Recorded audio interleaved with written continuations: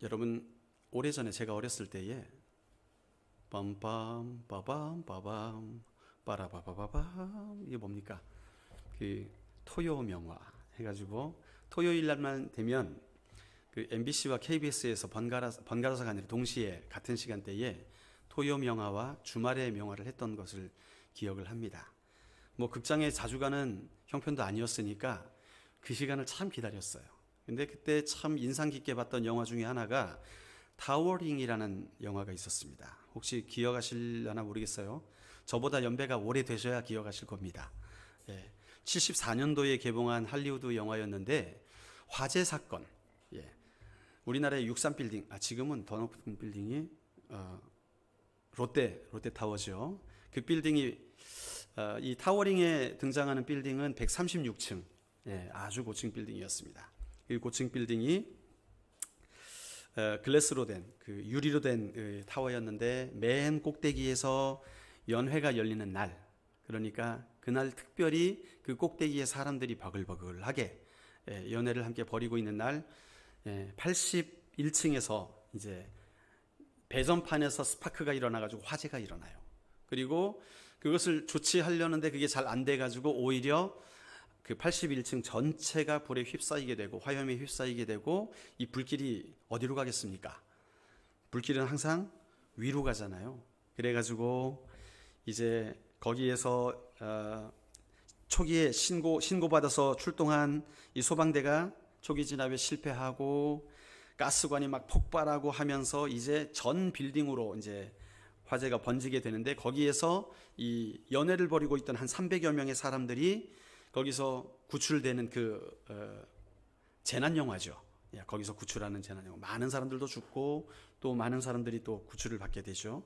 그런 과정들을 그리는 영화였어요. 거기서 그 많은 사람들이 막 뿔뿔이 흩어져 가지고 소방대원들을 만나지도 못하고, 그래가지고 그들이 탈출구가 도대체 어디냐, 비상구가 어디냐, 어디로 빠져나가야 우리가 살 수 있느냐. 그런데 이리 가봐도 길이 끊어져 있고 저리 가봐도 끊어져 있고 도대체 비상구를 못 찾는 거예요. 탈출구를 찾지 못하는 거예요. 그래서 사람들이 많이 죽음을 당하게 됩니다. 그래서 참 그 영화를 보게 되면서 탈출구가 참 중요하다. 여러분, 우리 인생 가운데서도 탈출구가 필요합니다. 탈출구. 우리 인생에 위기가 올 때 우리 모두는 그 위기에서 빠져나올 수 있는 탈출구를 찾습니다. 때로는 지인들을 통해서, 때로는 준비해둔 목돈을 통해서, 때로는 나의 어떤 지식과 어떤 경험을 통해서 탈출구를 찾아보려 할 때도 많이 있어요. 그러나 모두가 다 탈출구를 찾는 것이 아니더라고요.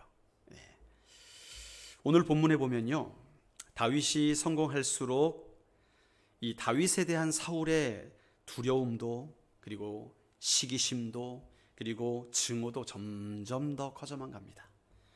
사울이요, 다윗에게 많은 걸 뺏겨요. 지금 승승자구하고 있는 다윗에게 백성들의 마음을 뺏깁니다. 사울은 천천히요, 다윗은 만만이라는 노래가 막 만들어지기 시작했고, 그리고 그의 큰아들 요나단도 다윗에게 고백을 하잖아요. 내가 사울의 아들일지언정 내가 아버지의 왕위를 받지 않겠다. 네가 왕이 될지라도 내가 뭐라 그러지 않겠다. 오히려 세자의 자리를 양보할 만큼 다윗에게 마음을 빼앗기게 돼요. 요나단만 빼앗깁니까? 딸 미갈도 다윗을 너무 사랑해가지고, 그래가지고 그 누구보다 더 사랑하는 그 사람, 바로 다윗, 그 사람의 결국 아내가 되죠. 여러분, 이런 걸 보면 사울은 참 다윗에게, 사울의 입장에서 볼 때 많은 걸 빼앗겼습니다. 오늘 본문에서 어떻게 해서 다윗이 사울의 곁을 떠나게 되었는가에 대해서 이야기하는 가운데, 오늘 19장의 말씀에 보면 다윗이 사울에게서 도망한 일을 4차례나 기록을 하고 있어요. 4차례나. 첫 번째는 1절에서 7절까지 요나단이 다윗을 살려줘가지고 피할 길을 얻죠. 들판에서 넌 숨어 있어라. 그래가지고 피신해서 나중에 요나단의 도움으로 살 길을 얻는 그런 장면이 나오고, 8절 이후에서도 수금을 타다가 악령에 사로잡힌 사울이 창을 던지게 될 때에 피해가지고 또 도망가죠. 또 11절 이후에서는 사울이 이제 어디까지 쳐들어갑니까? 다윗이 살고 있는 집까지 쳐들어가는 거예요. 그때 미갈이 피신을 시키고, 그 다음에 18절 이후에 보면 다윗이 어디로 또 도망가느냐? 사무엘이 살고 있는 라마나요스로 도망을 하게 되는 장면까지도 나와요. 그러니까 이 한 장에 다윗이 도망하는 장면이 4번이나 등장하는 것이죠.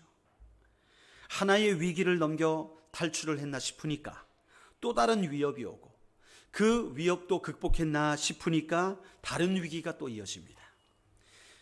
다윗의 인생에서 이 19장의 말씀은 정말로 탈출구가 보이지 않는 그런 인생을 그리고 있어요. 자, 사울이요, 다윗 죽이기 작전을 시작합니다. 이전에는 비밀리에 했어요. 기억하시죠? 지난주의 말씀을 몰래 은근히 전쟁터에 내보내가지고 블레셋과 싸워가지고 죽이려고 하는데 실패하고, 딸을 주어가지고 블레셋 군들의 그 포피를 배워와라, 그래가지고 100개의 포피를 가져와라, 그 정도면 다윗이 죽겠지 생각했는데 200명을 죽이고 포피를 배워오고, 이런 일들이 있었기 때문에 번번이 다윗 죽이기에 소극적인 이런 작전들이 다 실패를 하게 됐어요. 이제는 사울이 어떻게 합니까? 적극적으로 1절 말씀에 보니까 사울이 그의 아들 요나단과 그의 모든 신하에게 다윗을 죽이라 말하였더니, 이제 왕명을 내립니다. 왕명으로 다윗을 죽여라, 그렇게 말을 하는 거예요. 여러분, 이 노골적인 사울의 작전이 또 실패를 하게 되는데 누구 때문입니까? 요나단 때문에. 요나단은 단순한 사울의 아들이 아니었습니다. 그는 사실상 사울의 왕위를 이어받을 만한 태자였습니다. 황태자, 그렇죠? 태자였어요. 그런데 그가 다윗을 심히 좋아했다 그랬어요. 너무 좋아했어요. 심지어는 자신의 아버지의 음모를 다윗에게 알리고 숨길 만큼 그는 다윗을 좋아했습니다. 요나단은 자기 아버지 사울왕 앞에서 오히려 다윗의 변호사가 돼요. 그래가지고, 아버지, 한번 생각을 해보십시오. 다윗이 무슨 죄를 졌습니까? 다윗이 한 게 왕께 죄를 지은 게 아니라 오히려 왕에게 선을 행하였습니다. 우리 한번 4절과 5절 말씀을 한번 읽어봅시다. 이 요나단의 변호의 말씀이에요. 같이 읽어볼까요? 시작. 그의 아버지 사울에게 다윗을 칭찬하여 이르되, 원하건대 왕은 신하 다윗에게 범죄하지 마소서. 그는 왕께 득죄하지 아니하였고 그가 왕께 행한 일은 심히 선함이니이다. 그가 자기 생명을 아끼지 아니하고 블레셋 사람을 죽였고 여호와께서는 온 이스라엘을 위하여 큰 구원을 이루셨으므로 왕이 이를 보고 기뻐하셨거늘 어찌 까닭 없이 다윗을 죽여 무죄한 피를 흘려 범죄하려 하시나이까. 여기 보니까 이 요나단은 단순히 정에 이끌려서 아버지께 호소하는 그런 아들의 모습이 아니죠. 이 거의 로이어 변호사입니다. 변호사가 돼가지고 조목조목 반박할 수 없는 논리를 가지고 아버지 앞에서 다윗을 변호를 하는 거예요. 그리고 이 다윗의 업적과 사울에 대한 충성심을 강조하고 2번이나 항의를 합니다. 왕은 신하 다윗에게 범죄하지 마옵소서. 범죄하지 마. 지금 왕께서 하시는 일이 뭐라는 거예요? 범죄라는 거예요. 범죄. 이거 있을 수 없는 일이라는 거예요. 왕이시여, 지금 뭔가 착각하고 있습니다. 당신은 지금 범죄하고 있습니다. 또 5절 마지막에서도 다윗을 죽여 무죄한 피를 흘려 범죄하려 하시나이까. 이건 변호사의 할 말이죠. 그렇죠? 지금 이 사울이 하고 있는 것은 범법 행위라는 거예요. 그러니까 변호사로서 요나단이 다윗을 변호하고 있어요. 3가지로 변호하죠. 첫 번째, 다윗은 무고하다. 그는 왕에게 죽을 죄를 지은 적이 없다. 2번째는 다윗은 사울을 위협하는 원수들을 죽여서 당신에게 공을 세운 사람이다. 3번째, 사울은 억울한 다윗의 피를 흘리는 죄를 짓지 말아야 된다. 이 3가지 논리를 가지고 다윗을 변호하게 되니까, 여러분, 여기서 우리가 발견할 수 있는 것이 뭐냐 하면, 사실상 이런 변호가 없더라도 이미 우리는 요나단이 어떻게 할 것을 대충 예상할 수 있었습니다. 18장에서 우리가 읽어나가게 될 때 요나단은 자신이 아버지로부터 물려받을 그 왕권보다 누구를 더 좋아했어요? 다윗을 더 좋아했어요. 자신의 왕권보다 다윗을 더 좋아했어요. 그것도 사울의 아들이. 게임 끝난 거 아닙니까? 그렇죠? 게임이 끝난 거예요. 도둑질도 손발이 맞아야 하지요. 아버지가 좀 하면 아들이 맞장구를 쳐줘야 뭐가 일이 진행될 거 아닙니까? 그런데 사울은 맞장구 쳐줄 줄 알고 요나단에게도 말했어요. 그죠? 만약에 이럴 줄 알았으면 요나단에게 말을 안 했겠지요. 이놈의 자식이 그럴 줄 몰랐던 거예요. 이놈의 자식이 아버지를 배반해? 자, 우리의 눈에 비친 요나단은 의리의 사나이, 정의의 사나이로 비춰지지만 사울의 눈에는 어땠겠습니까? 뭐 이런 놈이 다 있나? 세상에 믿을 놈 하나 없대. 그렇죠? 세상에 믿을 놈 하나 없나? 이게 아마 사울의 마음이었을 것입니다. 여러분, 정말 이 요나단은요, 하나님의 사람이었던 것 같아요. 그의 모든 삶을, 이 성경에 나타난 삶을 보면 그는 하나님의 약속만을 의지해서 행동할 줄 아는 사람이었습니다. 우리 청년들이요, 젊은이들이요, 요나단을 본받으십시오. 하나님의 말씀이 오게 될 때에, 임하게 될 때에 그는 자신의 생명을 아끼지 아니하고 병기든 자와 함께 단 둘이서 적장의 중심으로 들어가게 됩니다. 그리고 하나님의 도우심으로 말미암아 블레셋을 다 흩어버려요. 요나단과 병기든 자 2명이. 어마어마한 일 아닙니까? 거기 숟가락 얹은 사람이 아버지고, 그죠? 이렇게 요나단은 불의를 보고 참지 못하는 성격이 있었고 하나님의 뜻에 순종할 줄 아는 자였습니다. 하나님의 뜻이라면 이해가 되지 않아도 끝까지 생명을 바쳐 충성할 수 있는 자가 바로 요나단이었습니다. 그런데 그 자가 누구 편이에요? 다윗 편인 게 문제죠. 사울 편이 아니라 다윗 편이었다는 거예요. 이 사울이 아마 억울했을 거예요. 그러나 그런 요나단의 변론을 다 듣고 나니까 이게 맞습니까? 틀립니까? 맞는 거예요. 이 사울도 들을 귀는 있었던 것 같습니다. 지금 기분이 나빠가지고 감정에 복받쳐가지고 다윗을 죽여버리자 했었지만 이 요나단이 조목조목 다윗을 변호하는 말을 듣고 나니까 설득이 됐어요.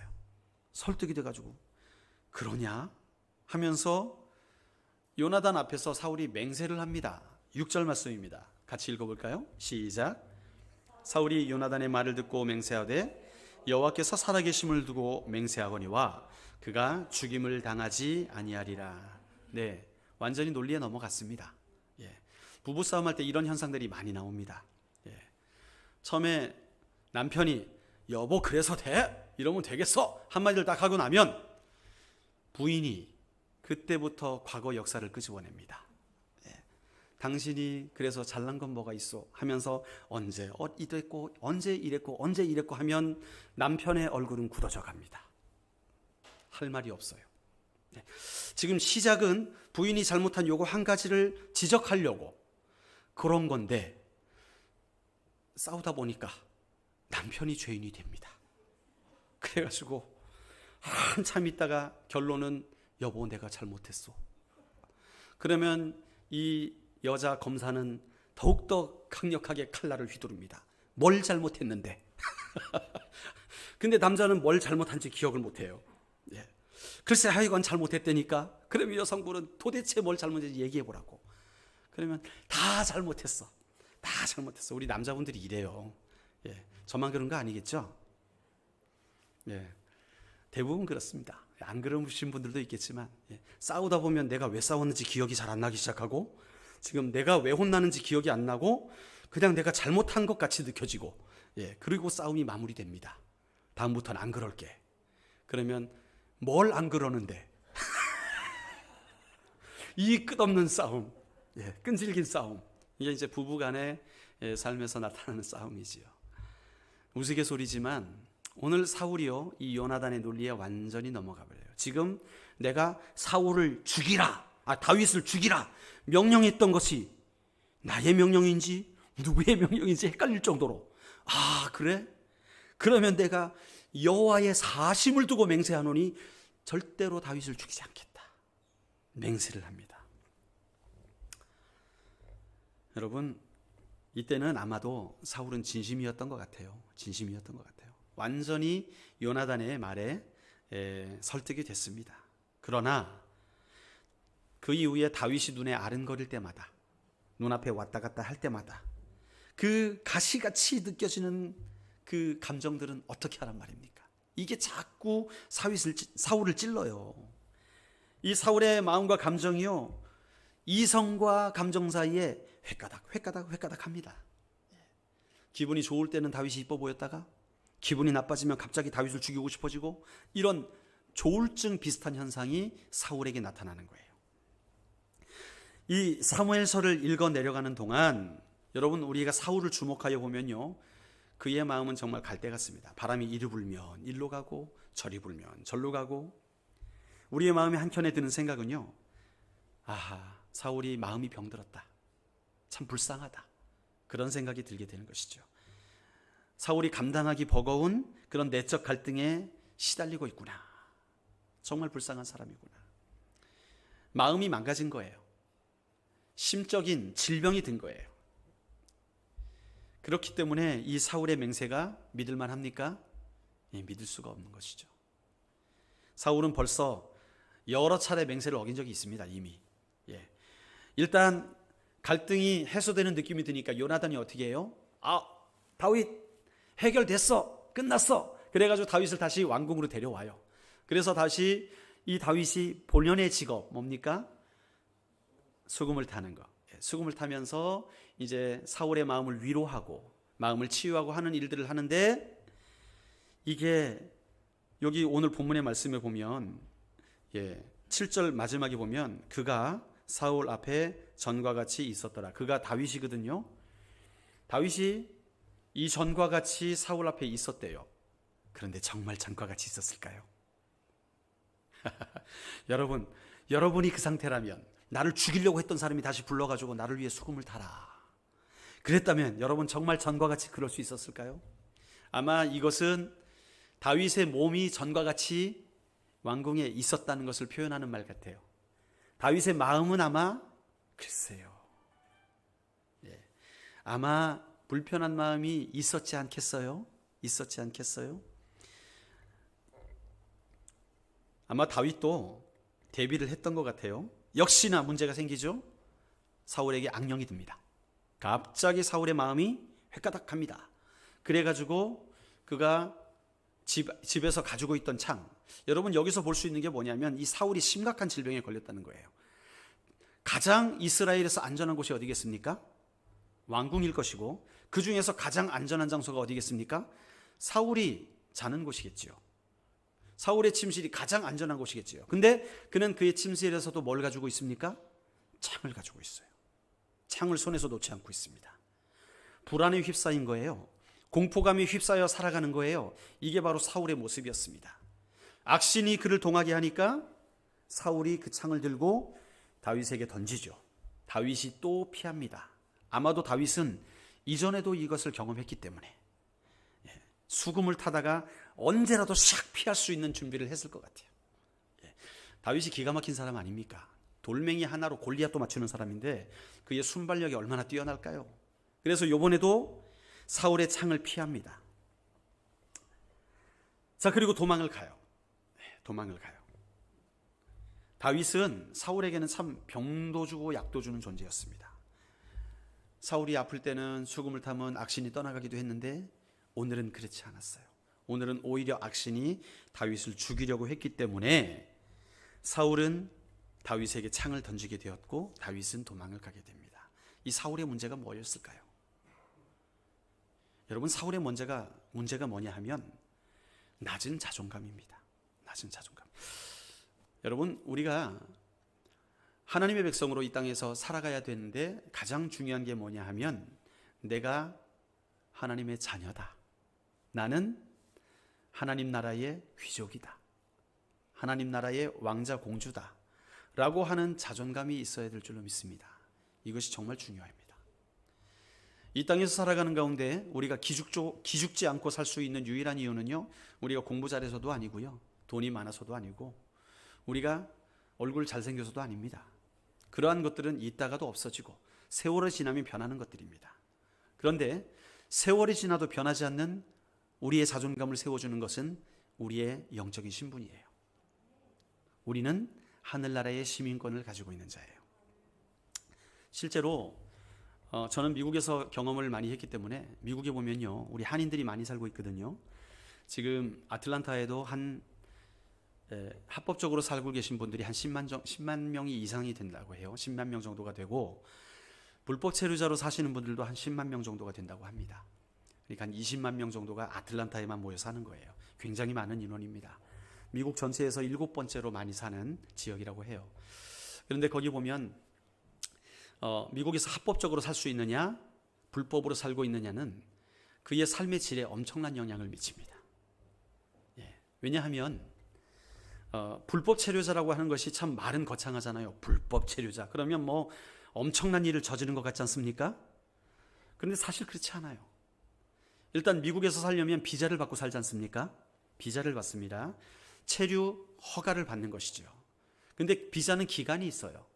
언제부터 언제까지 해가지고 기간이 있고, 그게 만료되기 전에 미리 비자를 또 신청해서 비자를 연장을 시켜야 체류를 할 수 있습니다.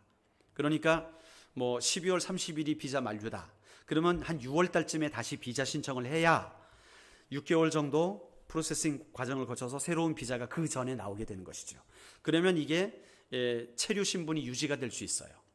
그것을 오래 하다 보면 그 중에 영주권을 신청하게 되고, 그 영주권을 신청한 이후에 비자 신분을 계속 유지를 해줘야 돼요. 영주권이 나오기 전에 비자 신분이 끊어지면 영주권도 안 나옵니다. 그 비자 신분, 그 체류 신분이 만료가 되게 되면 그것을 불법 체류라고 하는 거예요.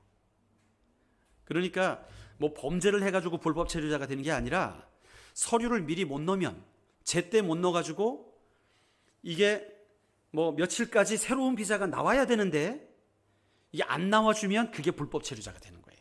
그런데 한번 불법 체류자가 되면 회복이 안 됩니다. 구제 방법이 없어요. 유일하게 딱 한 가지 있는 것은 대통령의 특별 사면령이 선포되어야, 발의가 되어야 그때서야 그 불법 체류자들이 구제를 받을 수가 있어요. 그러니까 이게 어마어마한 범죄가 아니라, 여러분 비자를 받고 미국에서 하루 12시간 이상 일하면서 살아가다 보면 날짜를 깜빡할 때가 있어요. 변호사랑 계속 컨택을 하면서 확인을 해야 되는데, 이게 삶이 빡빡하다 보니까 그걸 미처 깜빡하고 놓칠 때가 있다. 여러분 공과금 놓칠 때 간혹 있죠. 자동 납부를 하게 되면 안 놓치지만, 언제까지네? 아유, 일주일 남았네? 그러고 잊어먹을 때가 있어요. 그러면 연체료가 붙죠. 연체료가 불법 체류가 되는 거예요. 똑같은 것입니다. 그러니까 이 어마어마한 일들이 별거 아닌 것으로 그렇게 죄인으로 낙인이 찍히게 돼요. 그렇게 되면 어떤 일이 발생하게 되느냐? 불법 체류자가 되게 되면 세금 신고를 못하게 돼요. 세금 신고를 못하게 되면 나라의 보호를 받지 못하게 됩니다. 그래서 교통법규를 어긴다든지 뭐 스피드 때문에 경찰이 잡아요. 그러면 그 운전면허 번호를 넣으면 불법 체류자라고 떠요. 그러면 그 자리에서 바로 추방을 시켜버립니다. 그게 길거리에서든지 어디에서든지 상관없어요. 무섭죠. 그러니까 불법 체류자로서 미국에서 살아가는 사람들, 그러면 한국 분들은 말하죠. 아니 한국으로 와. 뭐 그렇게 불안하게 살아. 그런데 문제가 뭐냐면 자녀들이 다 자랐어요. 자녀들이 미국에서 한국말 못하고 미국에서 자라서 미국의 언어로 자랐고 미국 문화권에서 살고 있습니다. 그런데 한국으로 쫓겨나게 되면 어떻게 됩니까? 자녀들에게 만약에 신분이 살아있다면 생이별이 되는 것이죠. 더 이상 자녀를 보지 못하게 되는 거예요. 다시 미국으로 돌아올 수 없습니다. 불법 체류자들이 한국으로 오면 비자가 안 나와요. 공항에서 바로 잡혀서 다시 돌려보냅니다. 비행기 값까지 다 물어가지고. 그렇기 때문에 불법 체류자들이 불법 체류가 되었음에도 불구하고 다시 한국으로 오지 못하는 거예요. 가족 때문에. 참 딱하지 않습니까? 그런데 그렇기 때문에 그들은 불이익을 받고 살아가요. 너무나 불쌍합니다. 한국에 부모님이 돌아가셔도 오지 못하는 이유, 한번 오면 다시 돌아갈 수가 없어요. 그러면 자녀들이랑 만날 수가 없어요. 그런 딱한 사정들이 있어요. 그래서 그들은 늘 낮은 자존감을 가지고 살아갑니다. 교회에 가도 묻지 마 질문이 있습니다. 뭐겠습니까? 영주권 가지고 계세요? 이 말을 못하는 거예요. 그 말 했다가는 시험 들어서 떠납니다. 그것이 엄청나게 자존감을 건드리는 일이에요.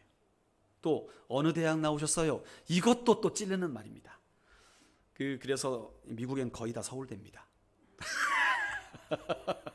누가 알리요?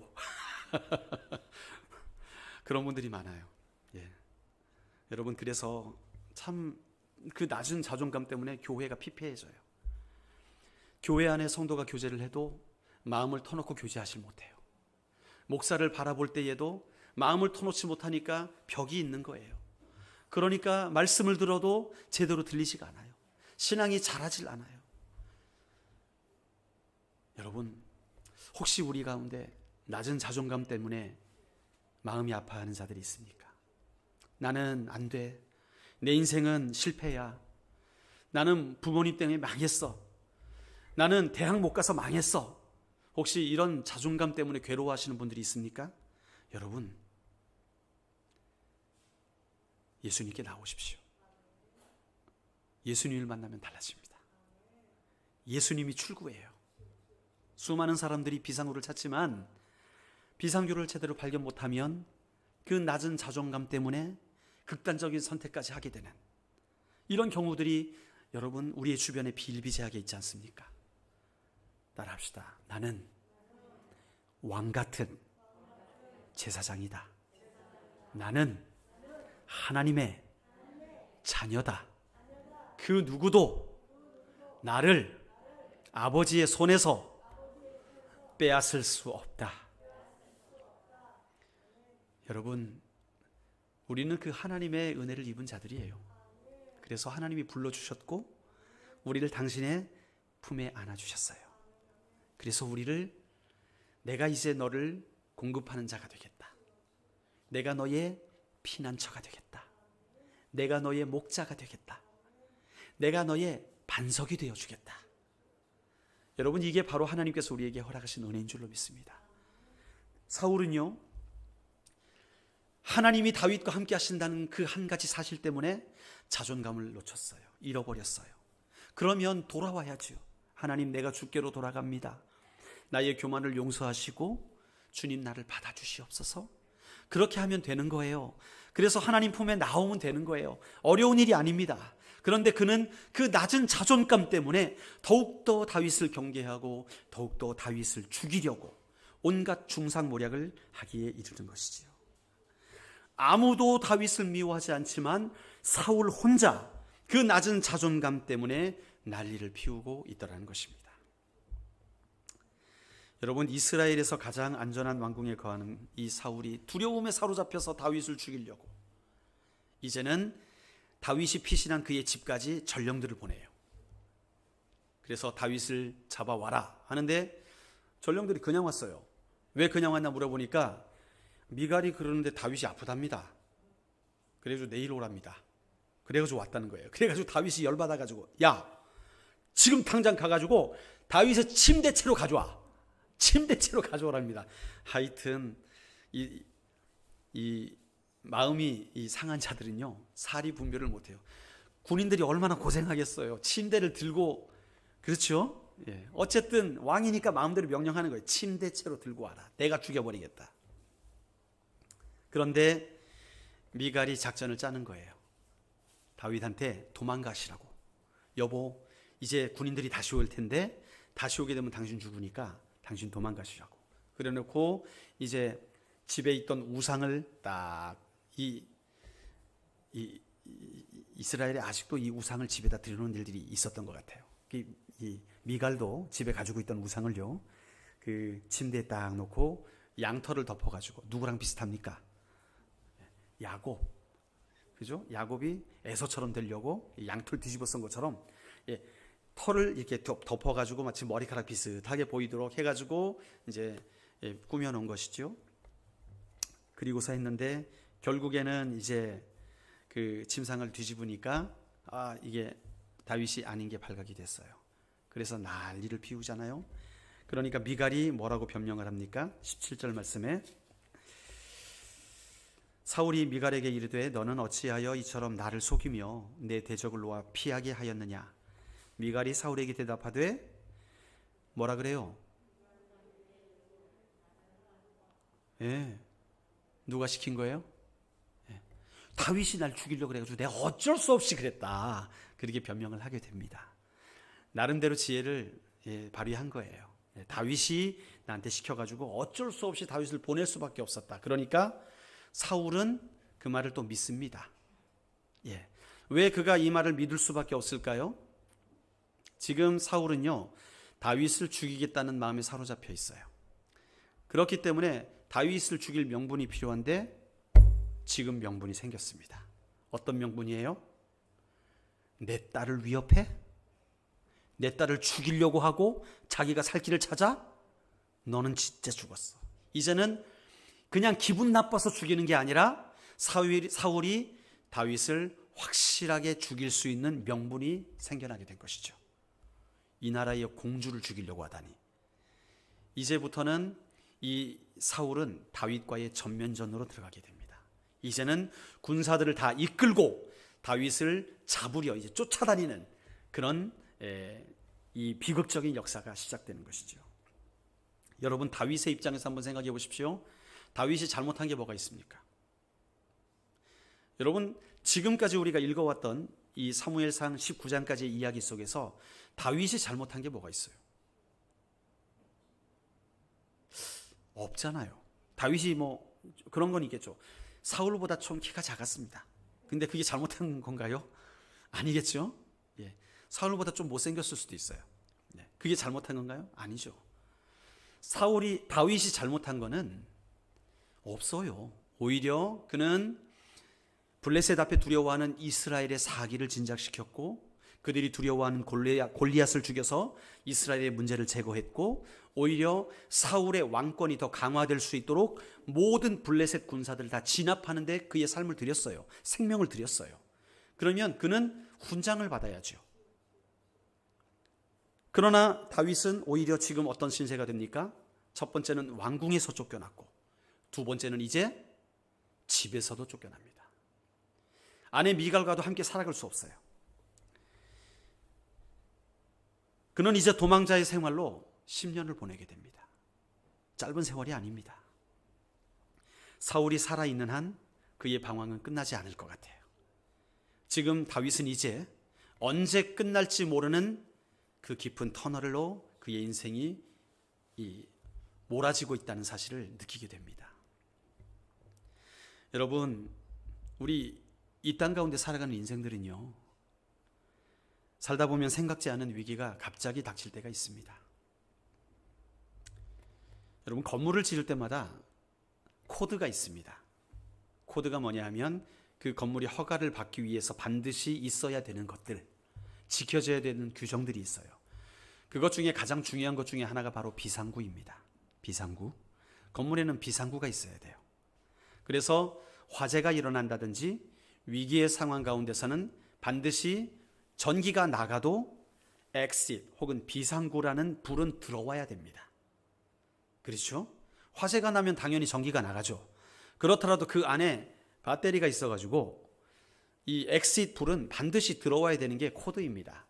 그래서 그게 안 들어온다? 그럼 화재 점검에 걸리게 되는 거예요.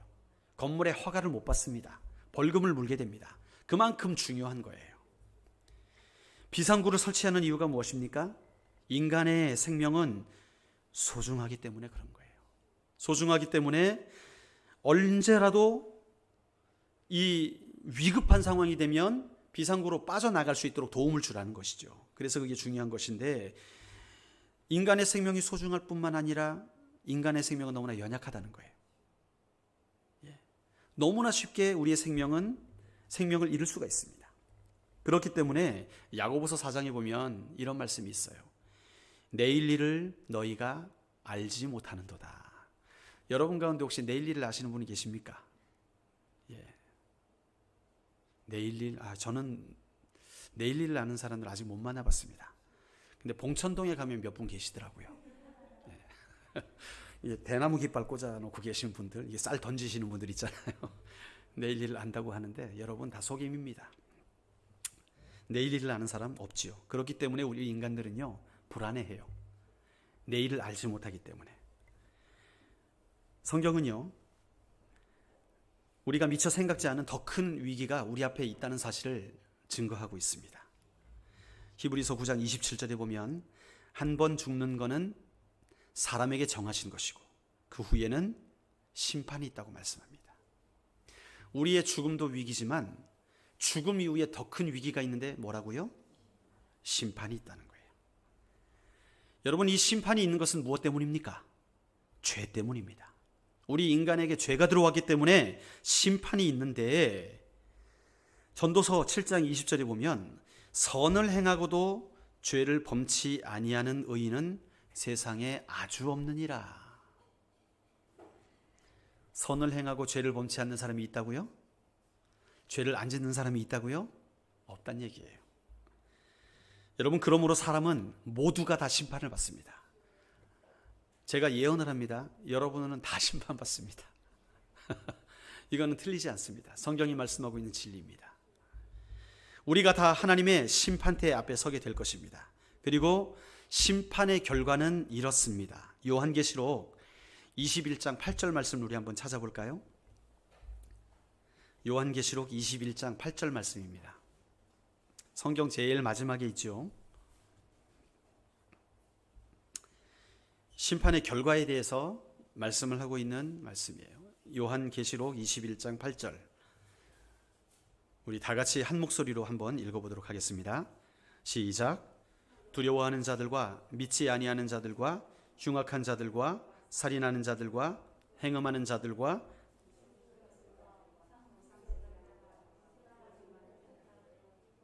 요왕으로 타는 못에 참여하리니 이것이 둘째 사망이다.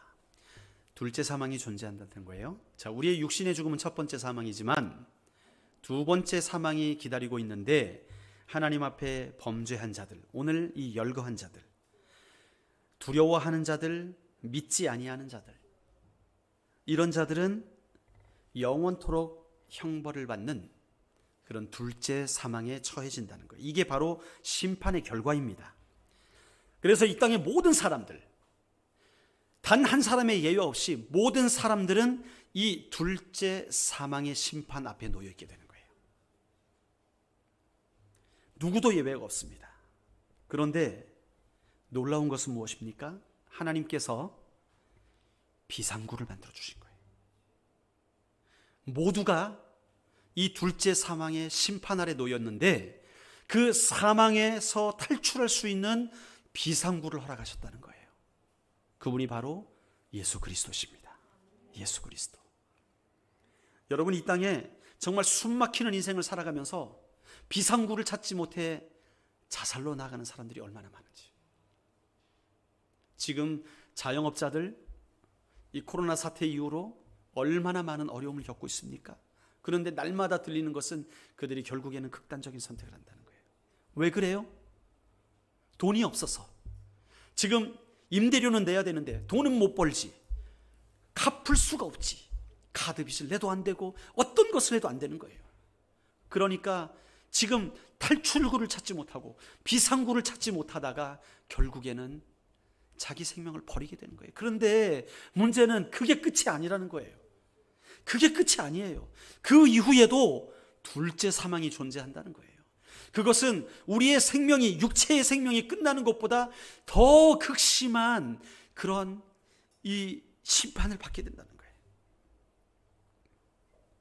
출구가 보이지 않는 그곳에서 우리를 살릴 수 있는 비상구를 하나님께서 허락하셨는데 그분이 바로 예수 그리스도십니다. 우리는 다 양 같아서 그릇 행하여 각기 제 길로 갔거늘 여호와께서는 우리 무리의 죄악을 우리가 담당해야 되는 죄악, 우리가 받아야 될 그 둘째 사망의 권세, 그 심판, 이것을 누구에게 담당시켰습니까? 그에게 담당시켰도다. 예수 그리스도께 담당하게 하신 거예요.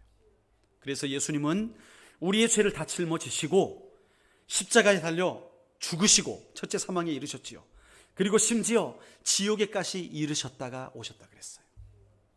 주님이 부활하시기 전까지 주님께서 지옥에 이르셨다는 거예요.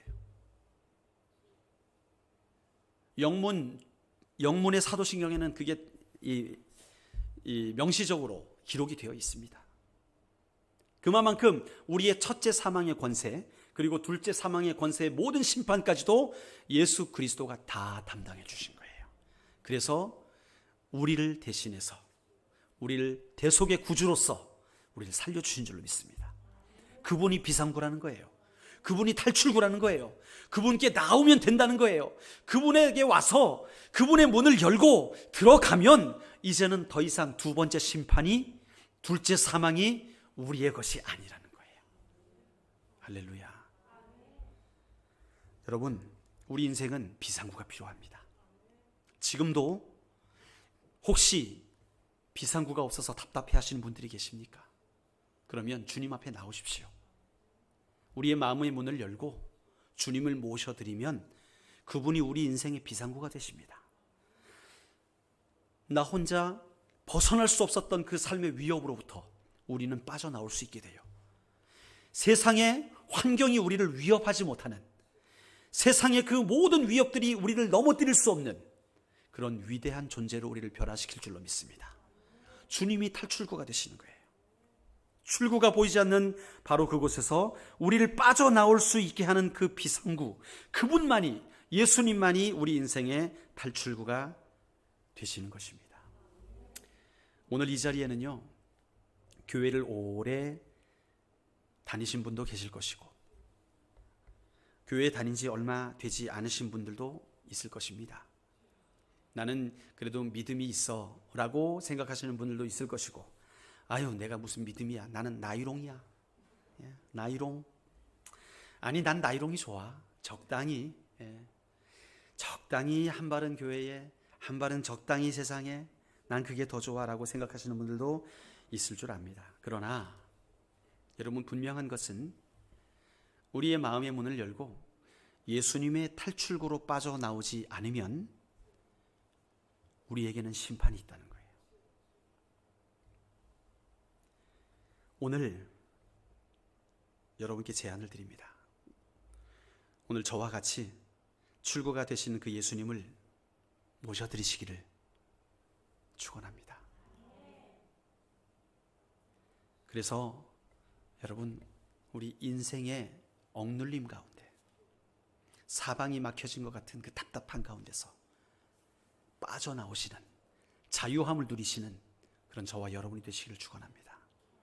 제가 도와드리겠습니다. 오늘은요, 우리 예수님을 처음 만난 느낌으로, 우리 예수님을 처음 뵌다는 느낌으로 우리 함께 눈을 감고 우리 주님을 마음에 모셔드립시다.